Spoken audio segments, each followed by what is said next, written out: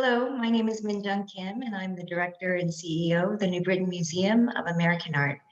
I'm thrilled to welcome you to today's program, celebrating the opening of our new exhibition, Helen Frankenthaler Late Works, 1990 to 2003.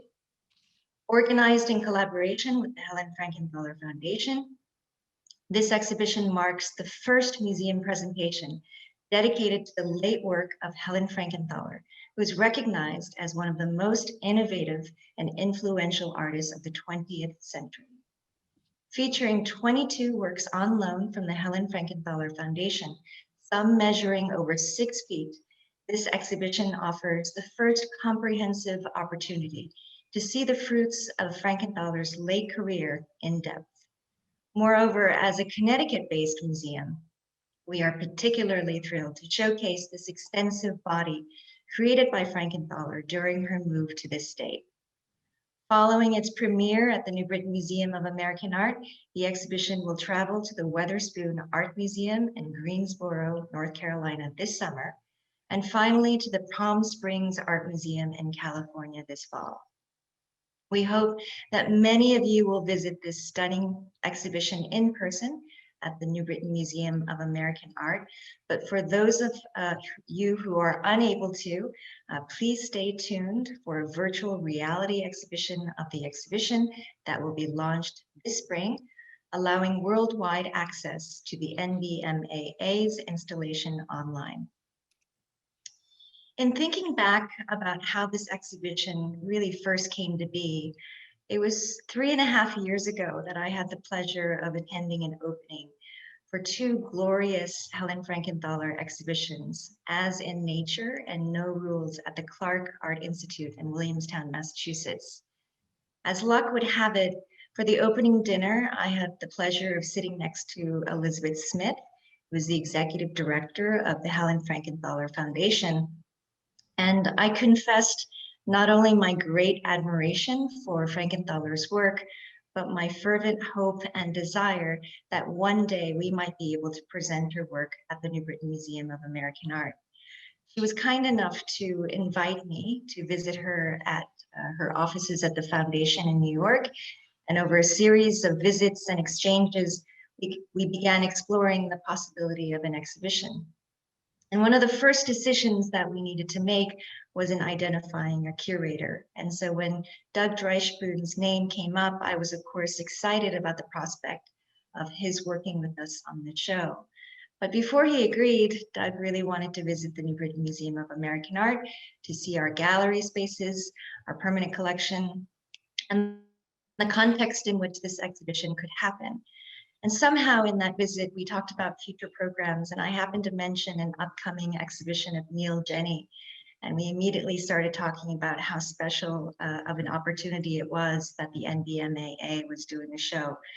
So in some part, I think I also have Neil Jenny to thank for Doug signing on to curate our Frankenthaler exhibition. But in all earnestness, this exhibition really could not and would not have been possible without Doug's brilliant curating of the exhibition and Elizabeth's openness and willingness early on to work with us at the New Britain Museum of American Art.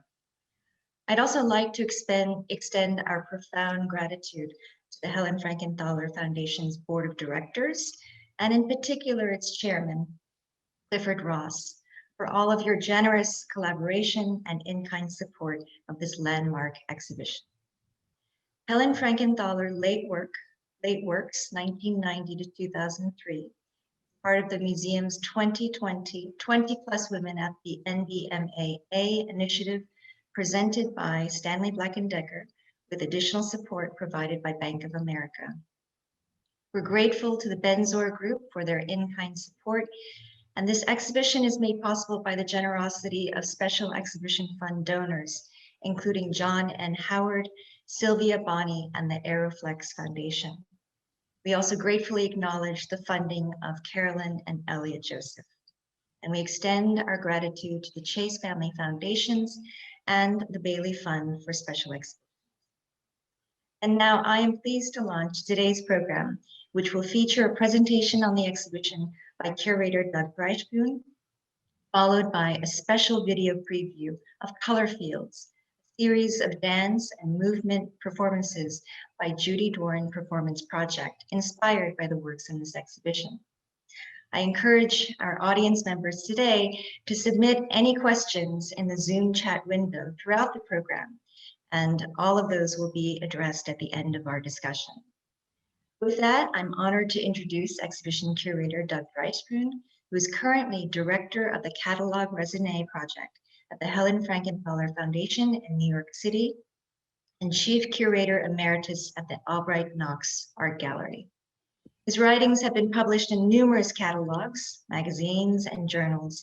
Recent publications include Robert Mangold, Beyond the Line, Paintings and Projects 2000 to 2008, The Long Curve, 150 Years of Visionary Collecting at the Albright Knox Art Gallery, Giving Up One's Mark, Helen Frankenthaler in the 1960s and 70s, and What is Modern Sculpture?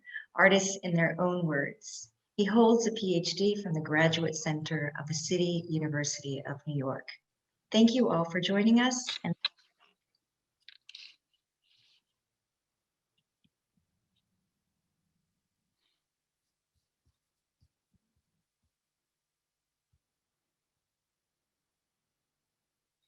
Doug, are you there? I'm here. I am here. Thank you. So, Min, thank you so much for your kind remarks. The foundation is proud to be a part of your 2020 project, and I am equally proud to be the curator on this project. I want to just, right off the bat, thank the staff at the in New Britain for doing what they do so well, for making my installation as seamless as it could be, Keith and his folks, both Lisa's and the registrar. And I also want to thank the folks at the Frankenthaler Foundation. Sarah Haug did a remarkable archival component to the exhibition. So hopefully many of you will make it and you will be able to see that. It adds a great deal to the works themselves. And everybody else at the foundation. It's Maureen St. Ange. It's impossible to do what we do without the help of others. And I speak personally to say that I couldn't do what I do without everybody's help. So having said that, today, what I thought we could do, and you're seeing everything almost in real time, because the installation shots were just taken. The exhibition was really just completed by Wednesday, Thursday. So you're the first, as you should be, and it's virtual. You should note, or I would like you to note, that the title that you see at the top is not part of the exhibition. It's just a landing slide. So the works themselves are spatially installed. I've got about 5 slides of the installation, actual installation. I'll walk you through them rather briefly to get to another series of slides, which will then bring us into some specific remarks about the show. Lisa, you can hang there for a little bit. A few remarks about this project. I've been interested in the late work of artists now for about 3 years. And in that capacity, I've been very curious as to how artists of all stripes, musicians, poets, writers, architects, how people say over the age of 65 navigate aging and creativity, and how their creativity changes and how their bodies change. And depending on who you are, how you respond to the art that you make, given that your mind and your body are in a different place potentially. And so when we get to Frankenthaler, we've got a really interesting situation, because she, and we'll see from a slide, and Lisa, you can move forward, that she consistently was an improviser, and a full-bodied improviser. And so aging to her meant maintaining the spontaneity of her execution and the ability to use whatever tools were at her disposal. And she was very liberal in terms of how she made images and how she painted and how she worked on paper. The Late Work show in New Britain is all paper. So there's 22 works on paper, small and large sheet. It does not include the paintings that Frankenthaler made in the early 90s or in the early 2000s. Those are equally important. And I think, you know, in the way of a slight caveat, it's impossible to get the full breadth of the late work without looking at those paintings. There's a different approach, the same sensibility, but canvas is different from paper.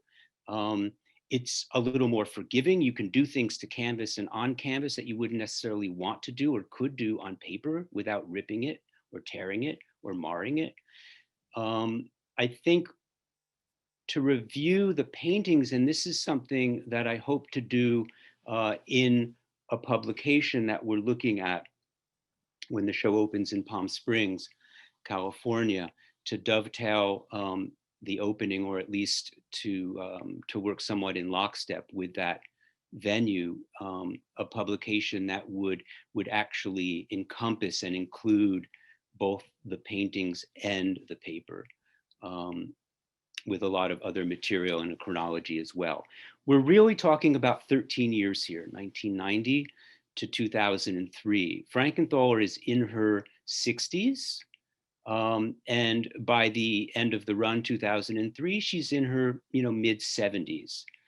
So the questions come up, you know, what does she retain? What has changed? Lisa, we can move forward. And these are all examples. There are no titles, and you know, I should actually be giving you the titles of it. You know, Lisa, go back just 1 second. Let's just go back to the very beginning. Good, perfect. Okay, so these are all from 1995. Flirt Solar Imp is our poster image, and I hope to explain why. Some of these images will be part of the in detail kind of part of the PowerPoint as we move forward. And Airy on the far right. Next slide. Contentment Island from 2002. During this period, least we think that as one ages, one loses energy. I mean, that could happen. It depends on who you are, right? Frankenthaler remained as vital in her 60s and 70s as she always had been. The decade, the 90s decade is chock full of activities. And if you reviewing her day books gives you a very clear sense that she's not pausing at all. And in fact, looking at art, visiting friends, having people over for dinner, you know, continuing her work in the studio, collaborating on prints, and prints are a really important part of this period. And I find that very interesting because the collaborative aspect of doing prints was something that she initially was a little stubborn about, but gradually not only embraced, but redefined the medium in really significant ways. I find it interesting that in the 90s, you know, the collaboration comes to bear in an even more profound way. Not that she needed people to help her, but there were people there to enable her to make prints. And I think she relished that energy and that, that fabric. We can go forward, Lisa. This is in the Schnitzer Gallery. So there's two parts of the show. There's an orientation gallery, which is where Sarah Haug's archival vitrine is.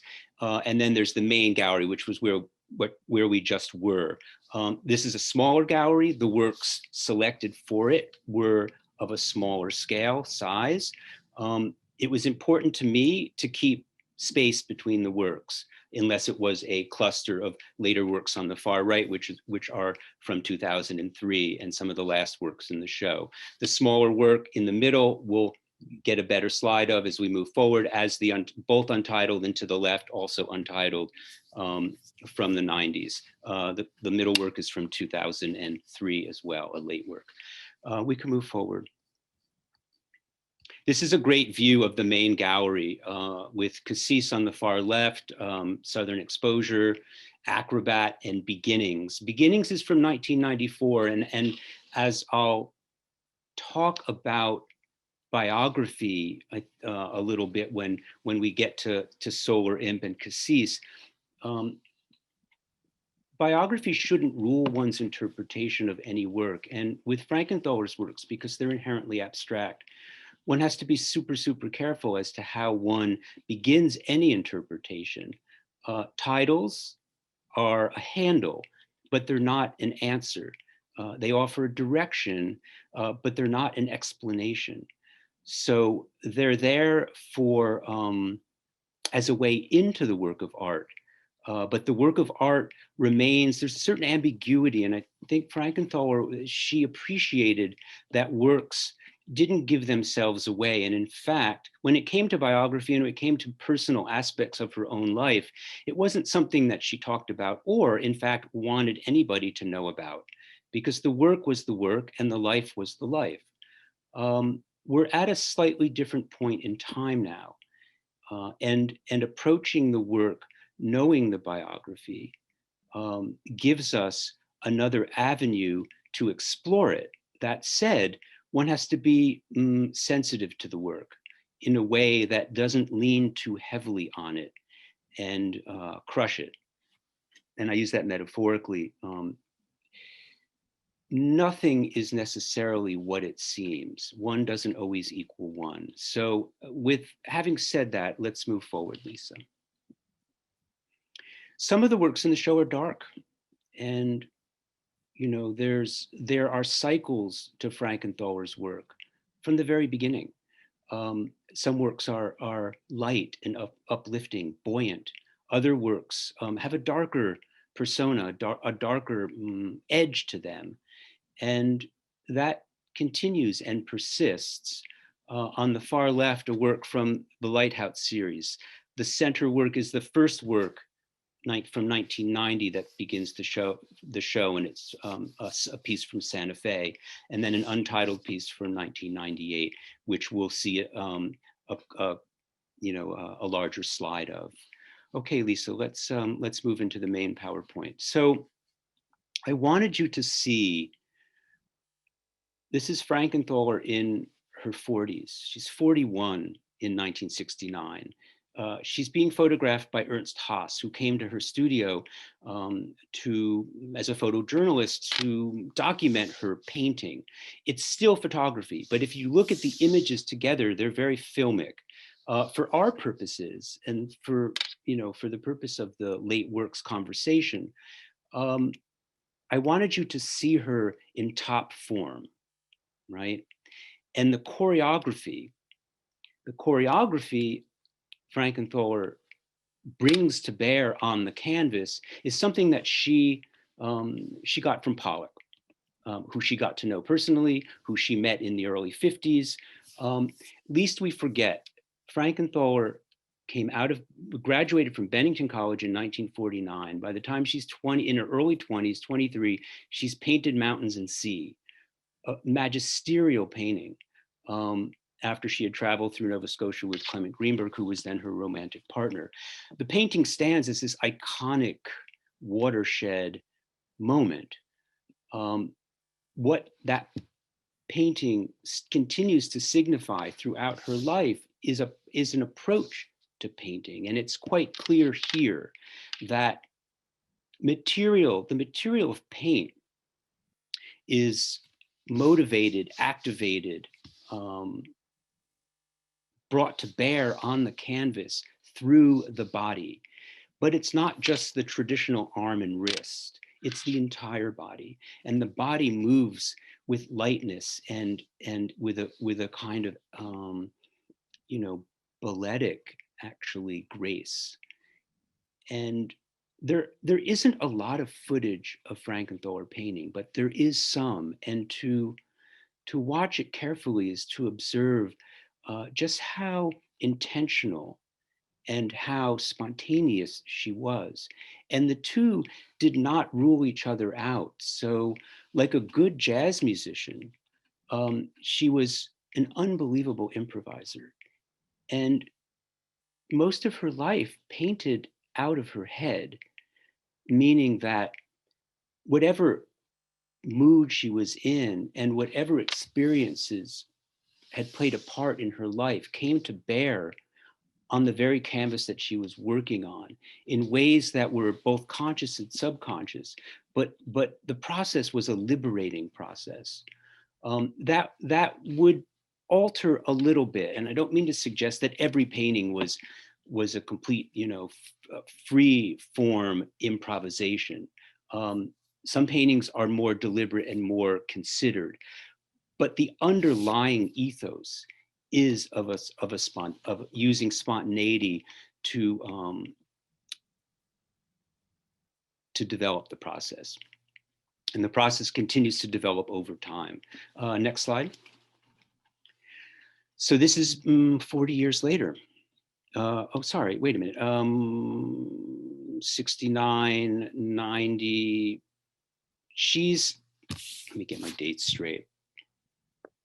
In 94, she's 66. So yeah, it's about 20 years later. This is a very different environment, a very different way of working. It wasn't that she stopped working on the floor and laying canvas out on the floor or paper even.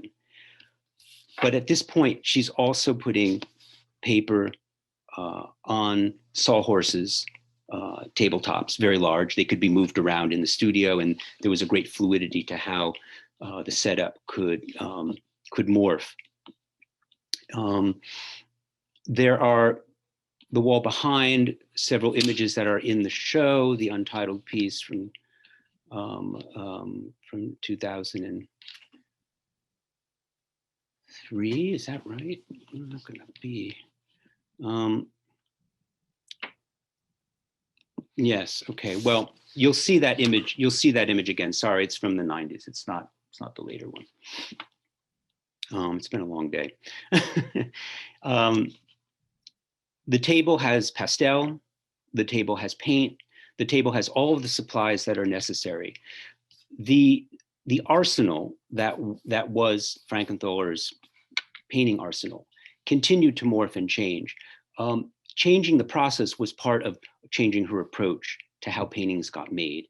And she embraced that courageously and never stopped challenging herself, which was one of the ways that she kept the act of painting vital. Next slide. So here are a few slides from the actual show, and I want to use these just as a way to address some of the issues, because with late work, there are aspects, both imagistic, process, and form, that are recapitulated. In other words, artists will, and Frankenthaler isn't alone, you could be a musician, it could be a writer as well. There's certain tropes, certain forms that remain in one's mind, in one's body, that are resuscitated, recycled, and gain a renewed urgency. So with this untitled piece, the rectangular square geometric figure that is the center of the image, I find very interesting. And this is one of the things that I'm thinking about a lot, is Frankenthaler's relationship to geometry. How does she use it? When does it come up? How does she approach something as Euclidean as a square or a rectangle? What role does it play? Is it symbolic? I'm beginning to think, and it isn't consistent, but discussions around geometry versus abstraction in nature versus more amorphic form, these discussions came up in the early 50s at the Artists Club. Some artists were die-in-the-wool geometric abstractionists, right? And particularly if they liked Mondrian's work, they preferred to use geometric forms. Frankenthaler was not of that ilk, which isn't to say that she was against using geometry, but she uses it always in a way that's bodily and embodied. And when the square appears, it reinforces the frame of the paper. It contains another kind of image, which is more amorphic and more abstract. And it's also, I love the way that she'll violate the square. So the touches of blue as it bleeds through, the plume of paint as it bleeds over on the far left. There's a lot of body English to the way that she deals with geometry, and it's rarely laid in with a ruler or straight line, although there are occasions where that happens, but it's often intuited. And I think that's a really kind of interesting approach and thing to note. Next slide, please. This is a very small work on paper, super tiny. And I put it up here to give you a sense that as small as the sheet might be, that the world contained within it had vast possibilities, and that any material that was within her reach, be it pastel or acrylic or graphite, was fair game to use in an image as she was working, and that there were no rules to how she worked. There was only the image and the process.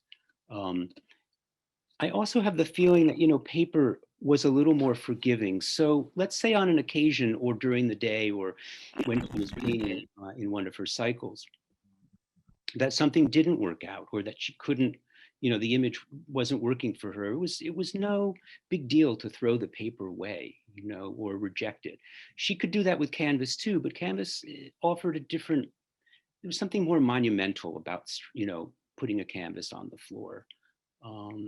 And so I think the works on paper, what they give us, and particularly during this period, apart from the dark ones, is a spirit that's incredibly light and bright. Can we have the next slide?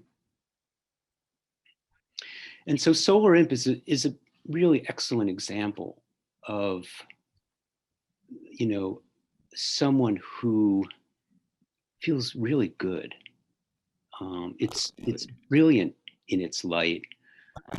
The image I find interesting, and, you know, if we were to unpack it a little bit, just from a formal point of view, it's a network of lines that connect and interconnect forms, all of which have an internal relationship. Those forms are placed against the infinite space of a white ground, and around them reinforced, or what reinforces the image are these rectangular forms, which harken back to paintings from the early 60s, but which come to bear here as a way of creating an image of great stability. And so we would ask ourselves, at least I asked myself, what year was this painted? 1995. What had happened in her life? Well, she had just gotten remarried. She married Stephen DeBrule in June 1994. And the works from this period reflect that kind of, you know, that the world has opened back up in a really marvelous way, and that there's a kind of brightness and airiness. The most poignant parts of this image for me, and those of you who know Frankenthaler's work, and for that matter, know the work that she did when she was married to Robert Motherwell, would recognize the two dark forms in the upper vector are not unlike the forms that appear in paintings from that duration of her marriage to Motherwell, 60s, early 70s, late 50s, 60s, early 70s. And those two figures, combined with the two rectangular figures below, represent a dyad. And to my mind, given the way that things are connected and with bloodlines running down from a heart-like form, connecting all of these images with kind of oval shape at the bottom, at the belly of the image, it appears to me to be an incredible portrait of union, and almost like an homage to marriage of some kind. Now that's just one read. I would also add at the base, there's a line, and that very fine line with a little tag at the bottom. Is it intentional? I'm not sure. It could have been just a bleed, or it could have been a drip or a drool that just happened, but it's there. And suddenly I look at it, the line was obviously intentional. And that gives us a certain stability to the base of the image, but it then becomes almost like a window, and a window through which these relationships play out. Frankenthaler's work is full of relationships, and they tend to be formal in the sense that they tend to be composed of forms that in some way interact. And depending upon the context, depending upon the color, depending upon the space, depending upon the year and the time, they suggest and could mean different things. Next slide, please. Cassis, same year, 1995. So what do we know about cassis? Well, those of us who like liqueurs, we know that cassis is a liqueur, and it's blackberry. It's thick and rich. Cassis is also a Mediterranean port town in the south of France, which is overseen above a cliff by a very large chateau. Those are our secondary and tertiary kind of notions of knowledge. She titled it Cassis, but remember, the titles are only a suggestion and a handle. And it's conceivable that the title may have come after the fact, after the image was completed. To see Cassis with solar imp becomes an interesting exercise. And to see Cassis in the context of this relationship between a morphic form, which is the lower half of the image, and a geometric linear form, which is the shelf upon which the two rectangles are placed. Suddenly the image comes into focus for me, as with Solar Imp, as a kind of homage to union of two forms that are incredibly intimate and are stabilized above a cloud-like form that gives them great prominence. It's one read of many, but I think this kind of image and a lot of the works in the show, there's a calligraphic clarity to them, right? They're somewhat atmospheric, but atmospheric doesn't dominate. There's a clear readability in terms of their forms and potential iconography. And I find that really, really, really significant and quite interesting. Next slide. So this is a piece that Judy's dancers interpreted, and I really loved what they did. It's one of the darker works in the show, and I think it was Lisa Williams, as she pointed out, or maybe it was Min actually, that in our present reality of COVID, the idea of a claustrophobic existence becomes a rather poignant part of our history now. And this image, the moment I saw it, there were a couple of things that came to mind. One was that these are portals of light within which a gesture or a figure resides. And that notion of a portal is something that is going all the way back to Mountains and Sea. Frankenthaler would often draw, and if not draw, paint little pockets space. Sometimes there was white behind them, other times there was another color. But within these pockets, which I'm calling portals, there was this kind of infinite possibility of creating another world. And the portal both became an expansion and an extension of space, pictorial space, but also a place where actions could happen and things could take place. In this piece, the portals are, against a darker ground, and they're lean and narrow, and so the figures within them are somewhat constrained. And so Judy's dancers did this remarkable interpretation of this, which they totally got it. They got that sense of kind of pent up energy, that inability to move, and yet the ability to move still.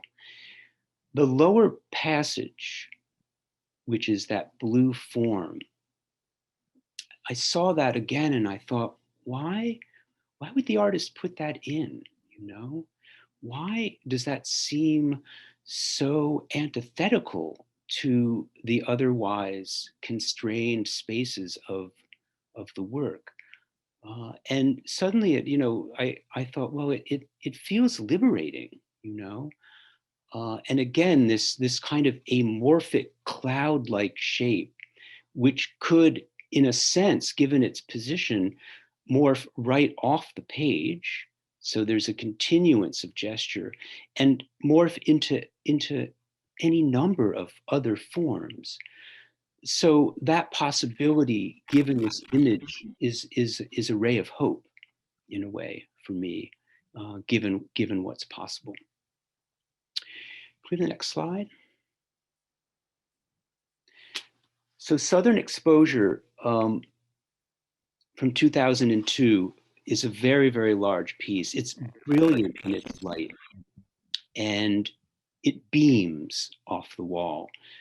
There are interesting things about it, and I don't think one should be too literal about addressing passages that dissolve as they move across. So the upper passage seems, there's this very kind of diaphanous diffusion into the ground.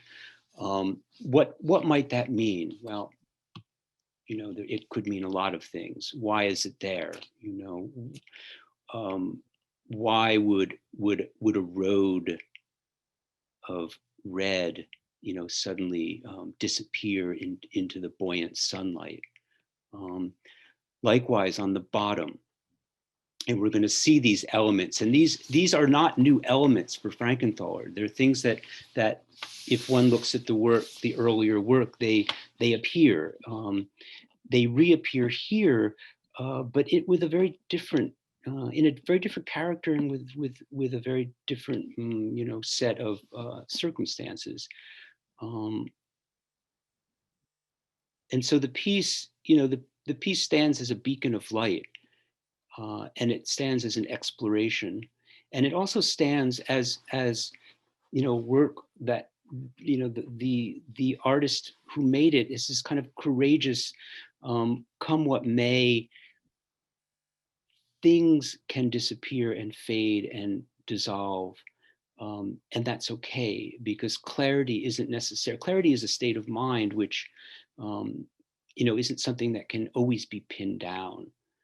So the metaphorical qualities to all of the work, are interesting things to look at. Next slide, please.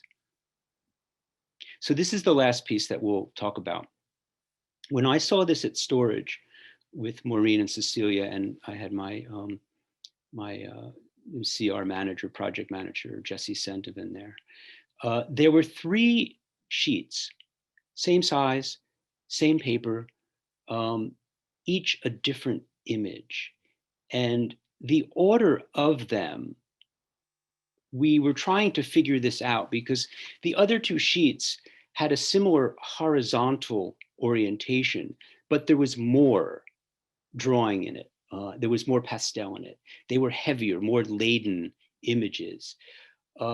This was the most minimal of the 3, and I liked it. And I thought, because Frankenthaler talks about line. And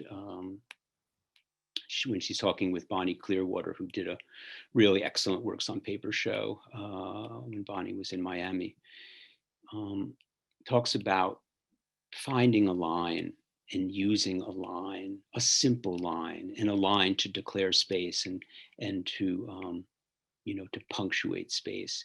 And I think we've got that here. And if we're talking about late work, the notion that an artist would get to a point in time that the most minimal of means could come to bear to create the image, I find that interesting. And I think that happens with Frankenthaler. But least we forget that the opposite is true as well. And that images, that one isn't necessarily serene in the late work. And the late works don't have to be, and in Frankenthaler's case, are not always serene, are not always simple. And they can be incredibly complicated, unresolved, difficult. And this is particularly true in the paintings in the early 90s. The surfaces are heavily encrusted, heavily textured. She, in a piece, in a talk that she gave at Palm Springs in 1996, she described two aspects of her process. And this brings us really back to the beginning of the talk, where she said one approach is you make the image and you do it rather quickly and everything comes out well, and it's almost as though it painted or it drew itself. Other images are much more difficult, and she described it as working into, but I think you could also describe it as reworking and reworking, so that scraping, if that was possible. Now, to understand the work is to realize that in some instances, if she's soaking into her canvases, which she did a great deal of, she couldn't do that. So when she's soaking, either she hits it and it works or not. It's very hard to retrieve an image after something has been soaked. But in paintings where scraping is possible, in some instances, there's a lot of that. And so the idea that late work, and this is certainly true with Beethoven, it's certainly true with John Coltrane, where there's an unsettling quality to it. And one doesn't just waltz off into the horizon, into the sunset, feeling extremely good about themselves, but rather continuing to question, continuing to quest, and continuing to ask the questions that are at base existential questions about why they're doing what they do and how they do it. So on that note, I think we can probably move to the, we have a nice clip of Judy Dworin's dancers doing what they do, inspired by Helen Frankenthaler's work. So we can move to that, and then we'll come back to Min, and then we'll have Q&A, which would be great. Thank you.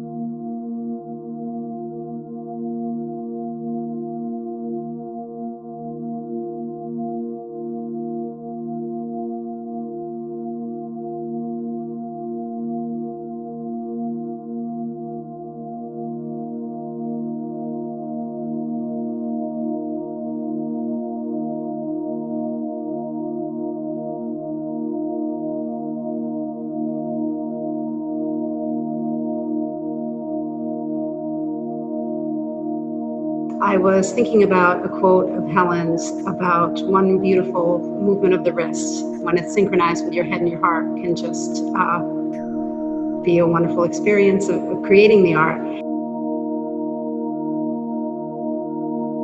This quote with the wrist movement, I think, has been with me the entire time of this, during this process.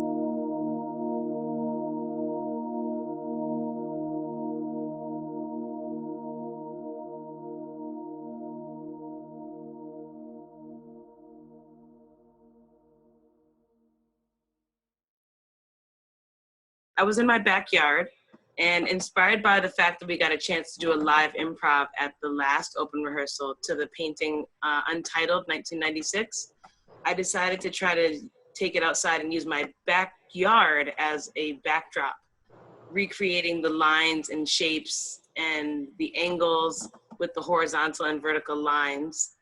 I also took on the suggestion of Marcella, our set designer, who Heidi mentioned, about using the depth of field and distance to also try to create some layers of how the painting can be perceived with a body outside against a natural landscape.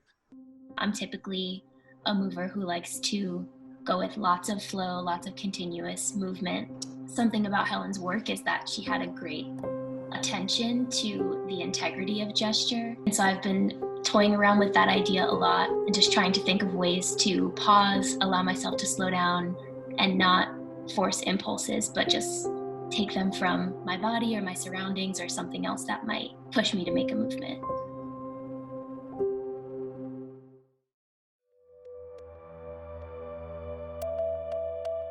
I was thinking about paint and how paint moves and how it can be unexpected in where it goes, and also Helen's idea of just kind of letting things happen and not really planning it out.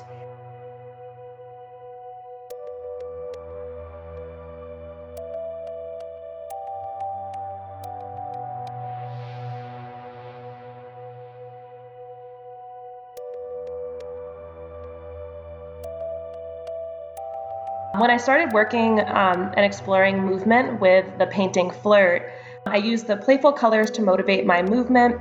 The vibrant pinks and oranges and the light pink really brought a flirtatious and youthful energy to my movement.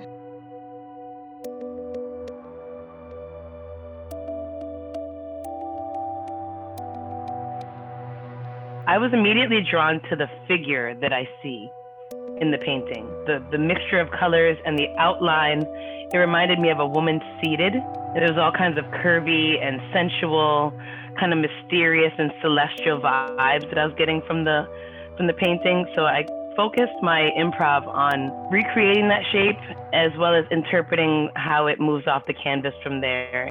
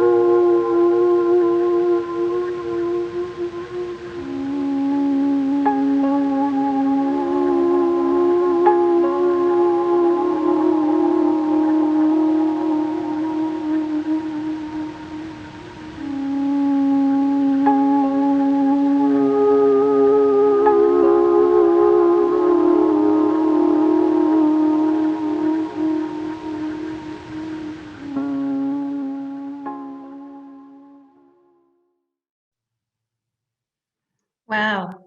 So in order of appearance, first, thank you so much, Doug, for your insightful and your inspiring presentation on the life and the work of Helen Frankenthaler, and for bringing this really exquisite exhibition to the New Britain Museum of American Art, together with your colleagues at the Helen Frankenthaler Foundation.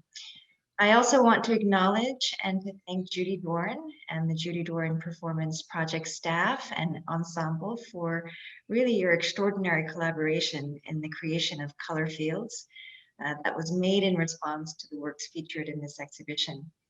It's really been fascinating to observe the evolution of this project through the many months of open rehearsals.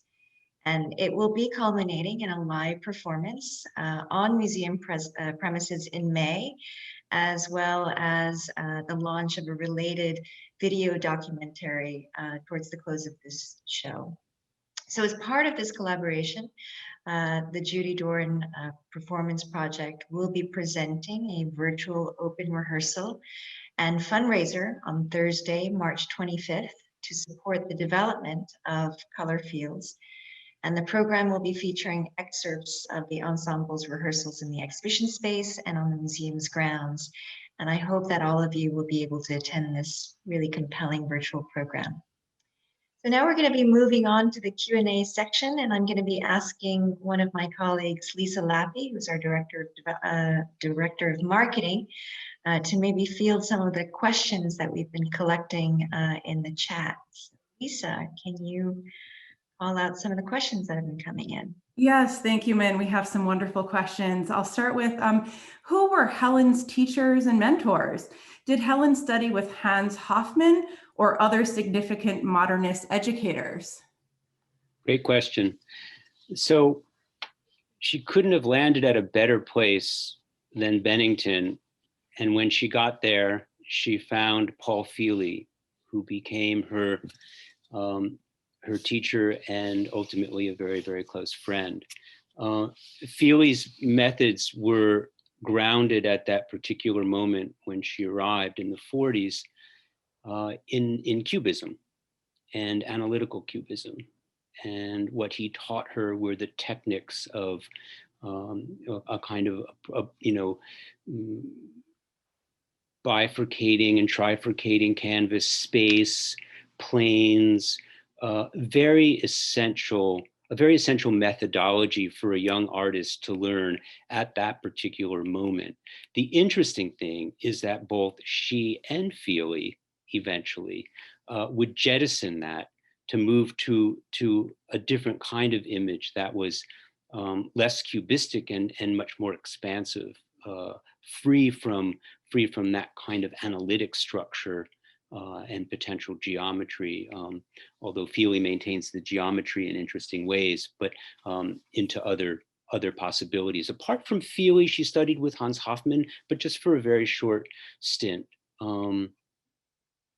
And at that point, she was off and running. But it's an interesting thing when you're a young artist and in New York City and in the 50s, and being able to visit Jackson Pollock's studio in the Springs. So it depends on how we define teachers and influences, but she was looking at everything from Gorky to de Kooning to Pollock. David Smith was a very, very close friend. She was looking at his sculpture and what he did. So her influences, while she didn't have a formal teacher per se, were wide ranging, and she had an insatiable curiosity and appetite for everything she could see. Wonderful. Our next question is, at what time did Frankenthaler make her large woodcuts, which seem in imagery related to these works? The first woodcut, make sure I get this right. She started making prints in the early 60s, but she didn't get to the wood prints until a little bit later. She gets on this amazing roll with the woodcuts. And I wish Maureen were sitting next to me because she would be able to reality check that in a minute. And Maureen, if you want to put it into the chat, please do, because I can't at this moment in good heart give you an exact date as to when she started the woodblock prints. But when she did so in a way that began to redefine that medium. And so you'll see with Tales of Genji and some of the other, that there's more than 100 blocks that she used to create a particular print. And not only did she master it, but she expanded it rather significantly. And I think she liked doing wood prints. It's not like doing lithography or it's probably more like engraving. I mean, it's an intensive kind of process, but it's it's planiographics rather than intaglio. I don't know, Maureen, if you can get into the chat, please give us a date. I'm looking to see now if it's there. But maybe we'll get that. East and Beyond. So 73, 74, Tales of Genji, 1998. Okay, perfect. Oh, Suzanne's on, great, Suzanne Borsch. So there's our scholar, our print scholar. So early 70s, she begins it, which is rather interesting because she's at a point in her life where her life has changed. She's no longer married to Robert Motherwell. She's again on her own, and the work from the early 70s, and really beginning with Sesame, a painting, is some of the most interesting work in terms of its imagery and its breadth. So by 73, she's doing paintings that are 30 feet across. And I mean magisterial and monumental. And they're absolutely brilliant. It's, in some ways, I think she was really at the top of her game, but maybe it was just another step in her endless process. So. Wonderful. How might Helen's time in Connecticut have impacted the work she made during these years? So there's a really nice, the piece in the show, Contentment Island, is from the house that she shared with De Bruyne, which was the last studio. But Connecticut was super important to her. And, the moment she got out there in the 70s, she was there for, on Saddle Rock Road, Chopin Point, for more than 20 years. Connecticut was real important. Being close to water, being close to the sky.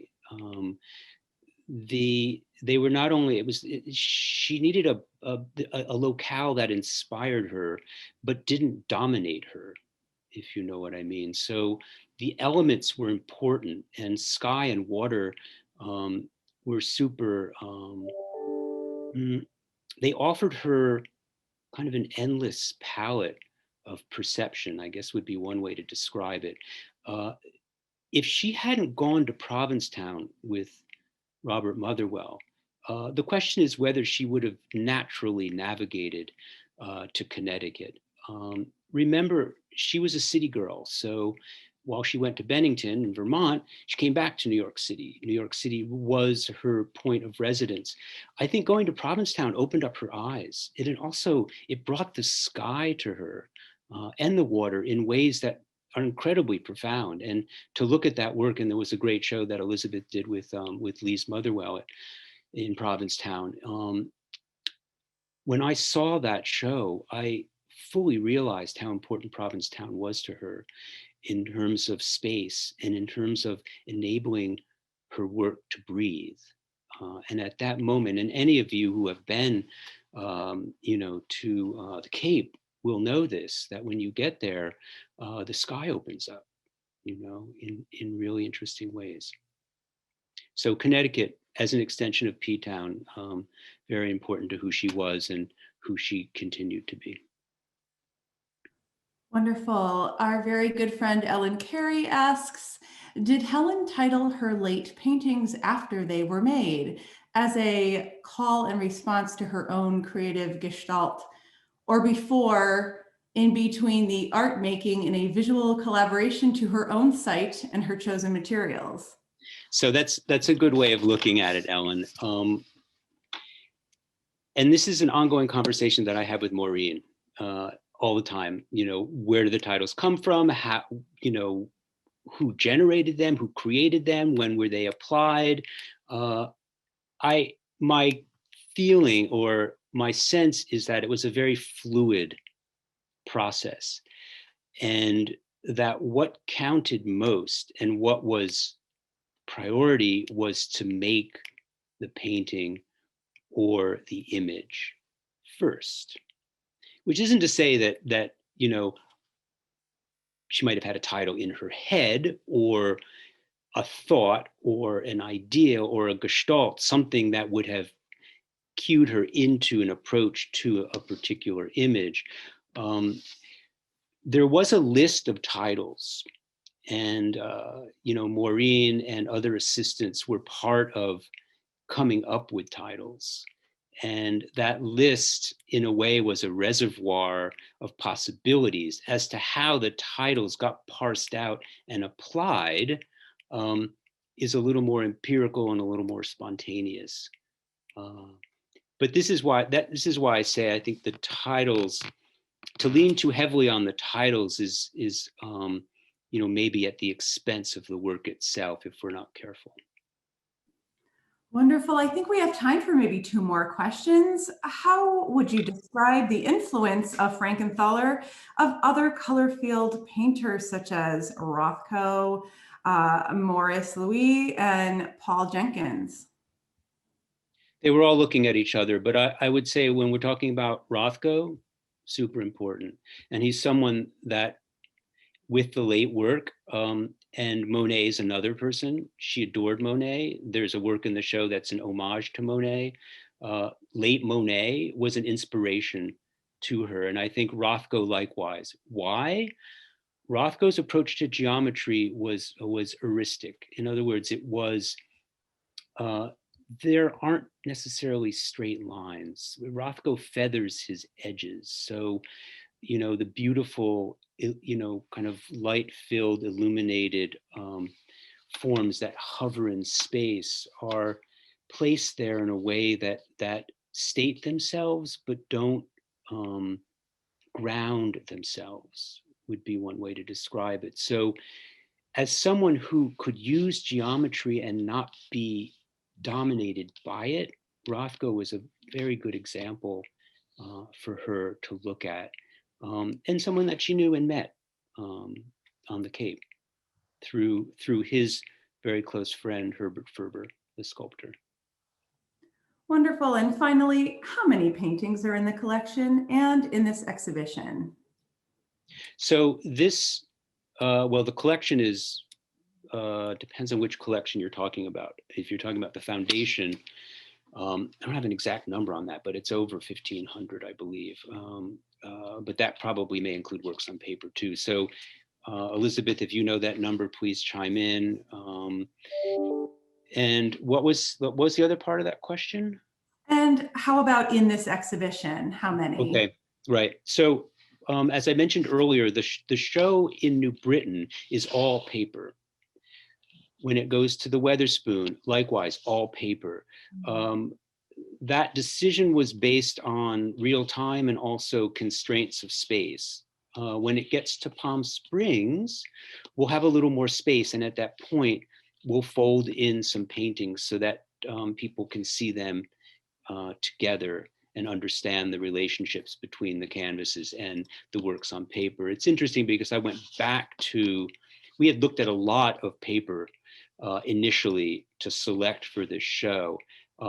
And like curators, we only know what we know in real time. So the first time I went to storage, I selected certain things. Going back to the initial list, I realized that there were key works on paper that address painterly issues that are also worked out on canvas. And so what I'll do when we do the book is I'll bring back certain works in order to bridge paper and canvas in a more thorough and deliberate way.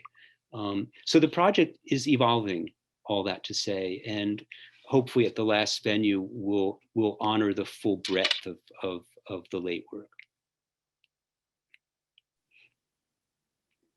Thank you. We're going to bring back Min Jung Kim.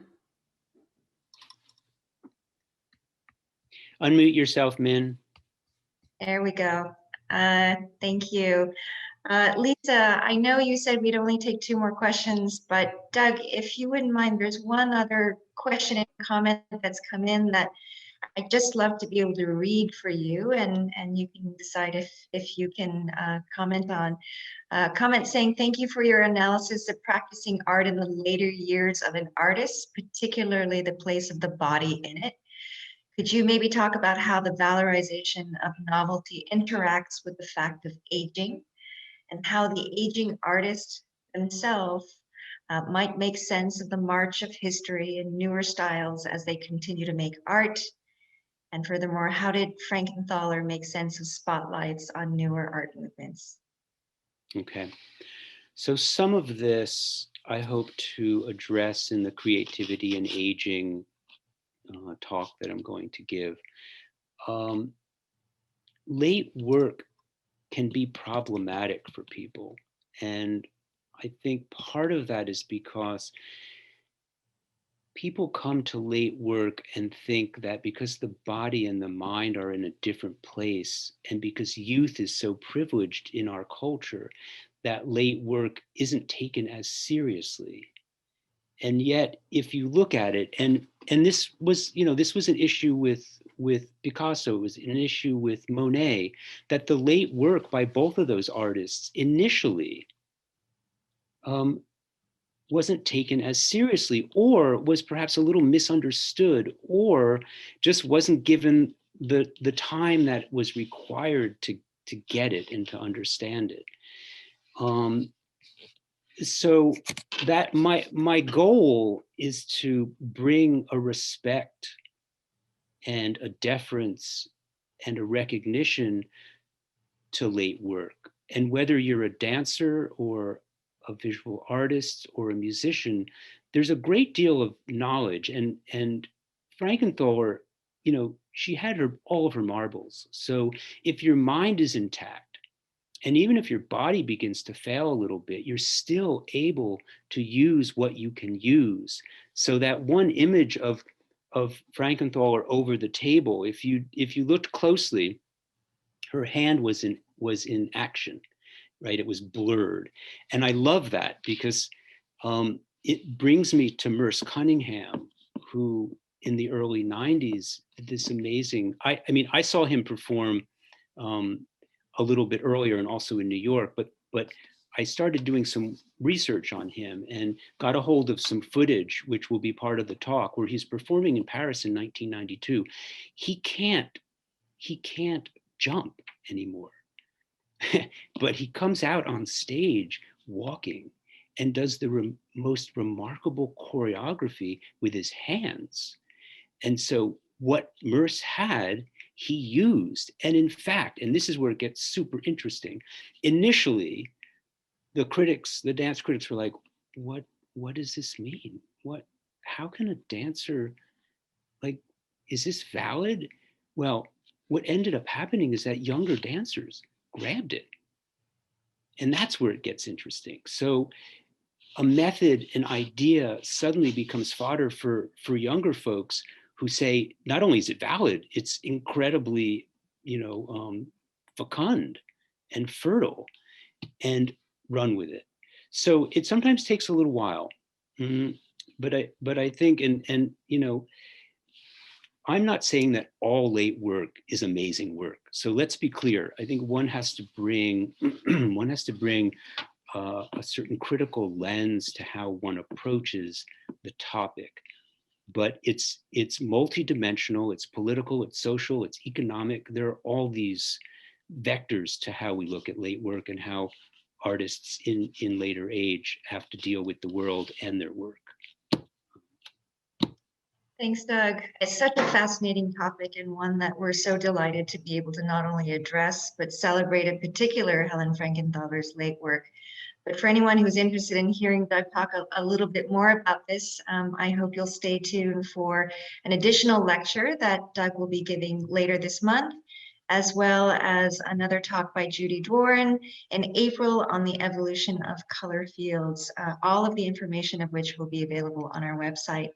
But I hope that everyone will be able to, who's joined us today virtually, can also join us and see this absolutely stunning, exquisite exhibition in person by visiting the New Britain Museum of American Art. Check out our website to see how you can register online. And thank you everyone for joining us today. We hope to see you again soon at the New Britain Museum of American Art.